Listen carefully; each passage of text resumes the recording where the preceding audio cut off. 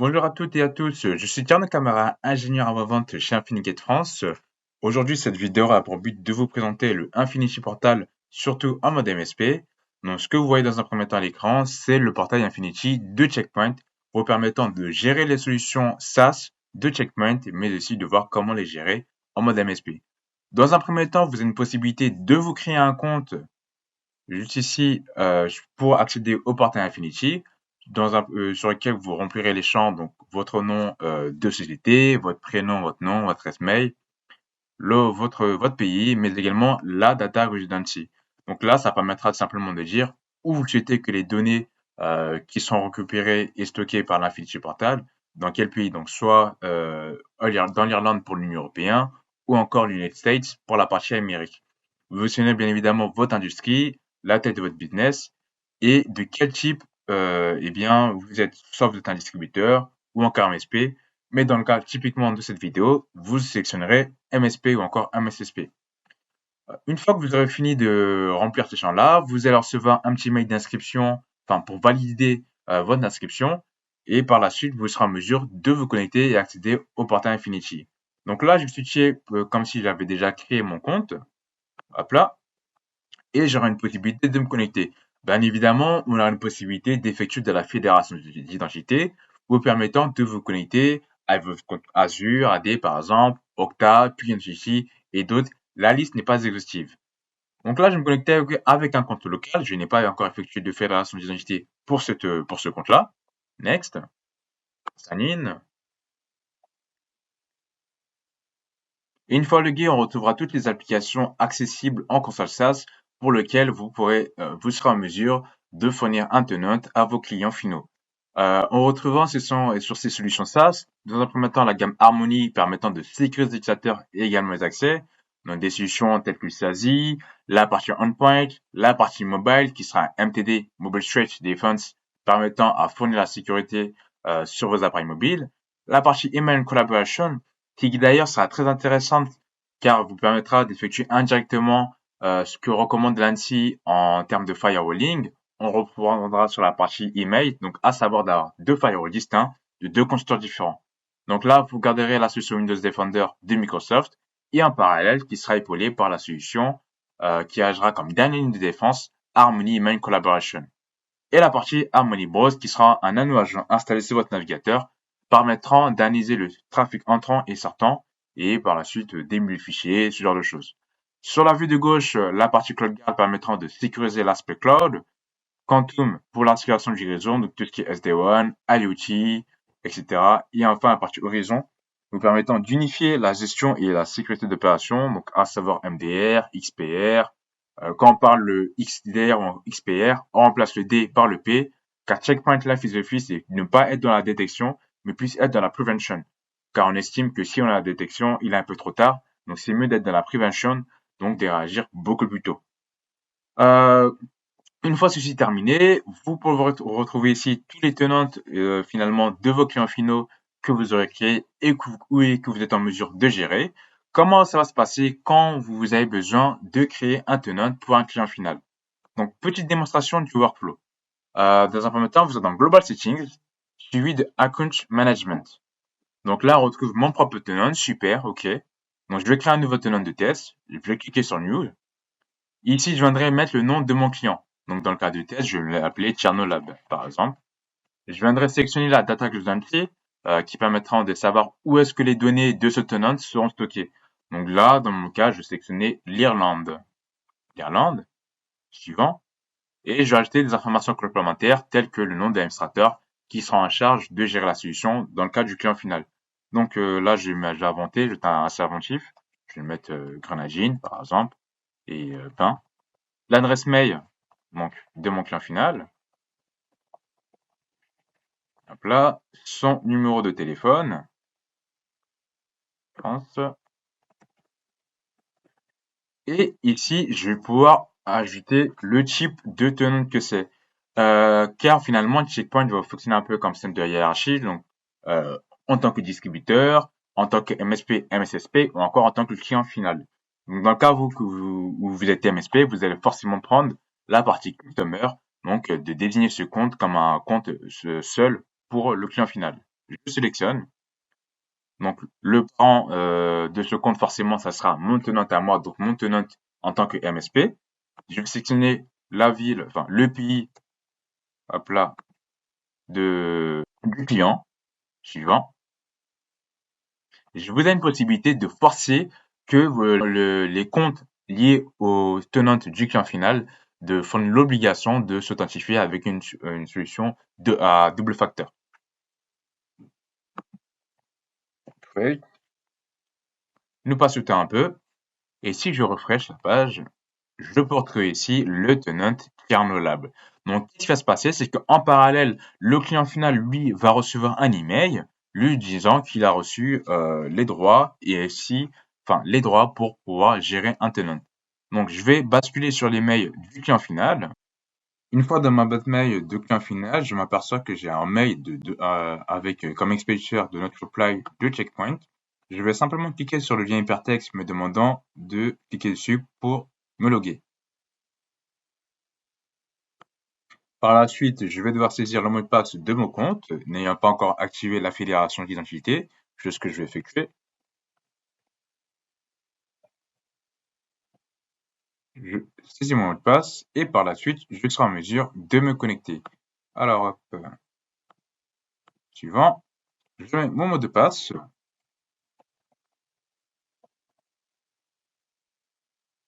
Et désormais, j'ai accès au portail Infinity en tant que client final.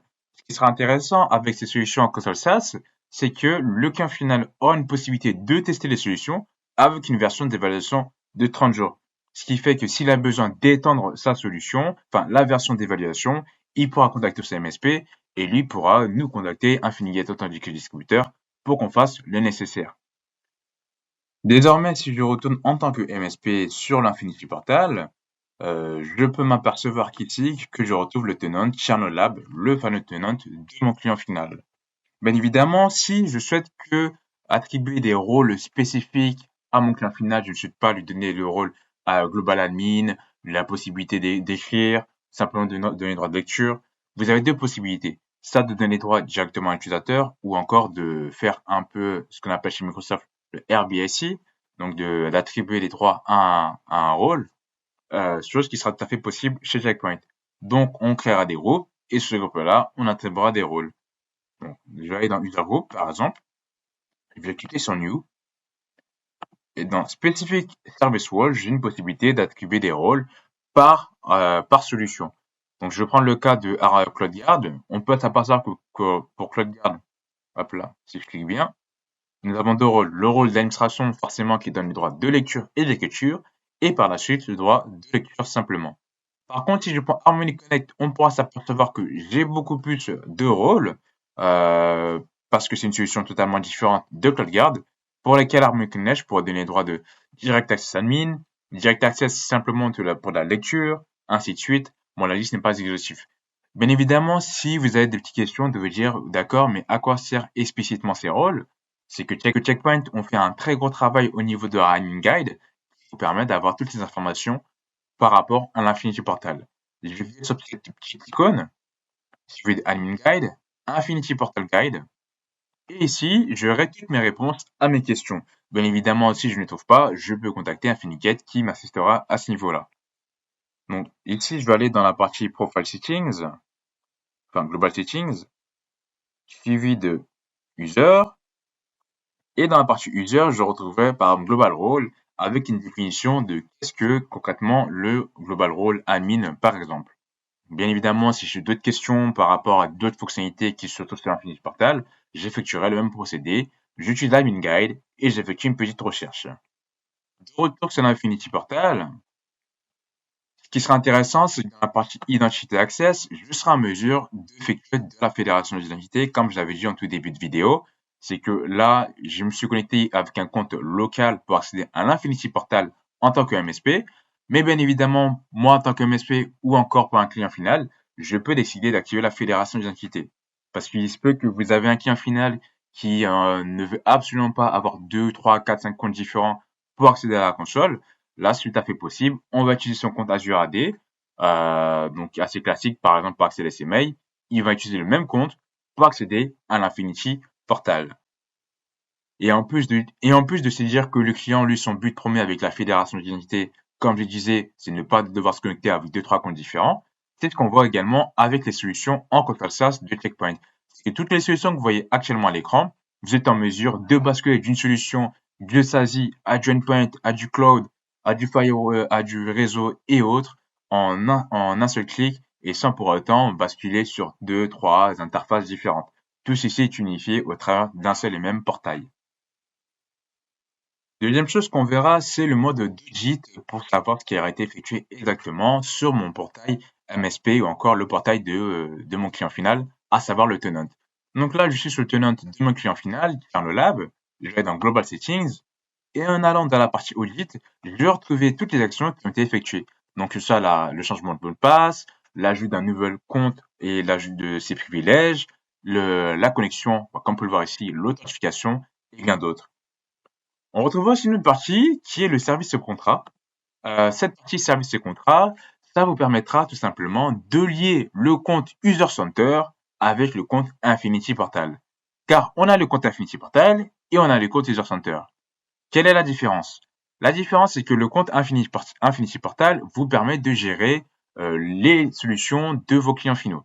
La partie User Center, lui, va gérer majoritairement les licences de vos clients finaux.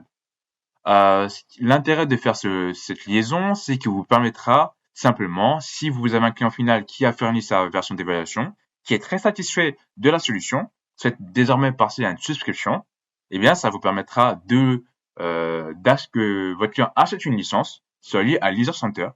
Une fois que c'est lié à l'User Center, vous pouvez effectuer une liaison entre l'User Center et l'Infinity Portal afin que le contrat apparaisse à ce niveau-là. Donc, pour vous montrer un petit exemple à quoi ça ressemble, étant donné que Tchernolab, je n'ai pas lié au compte User Center, je vais prendre un autre tenant et je monte tout dans la partie Global Settings, suivi des services au contrat.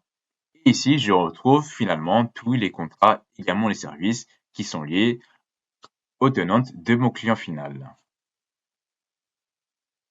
Pour les MSP qui souhaitent, ou encore MSSP qui souhaitent avoir une visibilité et souhaitent centraliser toutes les logs qui se trouvent de Infinity Portal et les mettre vers un syslog ou autre, c'est tout à fait possible avec ce qu'on appelle le Event Forwarding, que vous retrouvez ici, et ça vous permettra d'envoyer les logs de Checkpoint vers un CIEM, vers un syslog ou autre. Mais encore, vous avez une autre possibilité, si vous souhaitez effectuer de l'API avec API Key, qui vous permettra de gérer un token pour exploiter le portail Infinity via API. Comment ça va se passer? Je vais tout simplement faire une petite recherche, je vais écrire API Infinity Portal Checkpoint. Je vais aller sur le premier lien, API Reference. Je vais sélectionner Infinity. Je clique ici. Et finalement, je vais retrouver une petite documentation qui m'expliquera comment exploiter au mieux l'API de Checkpoint. Eh bien, qu'est-ce que je pourrais faire tout simplement avec cette API en l'exploitant?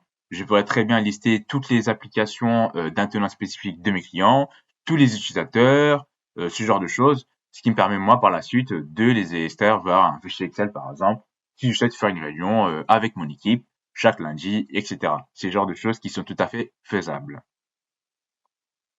Bien évidemment, chez MSP, il existe également une vidéo de training de l'Infinity Portal global qui vous permettra de voir davantage de la solution, du portail Infinity. Nous sommes également là, nous, InfiniGate, en tant que distributeur pour vous épauler à ce niveau-là.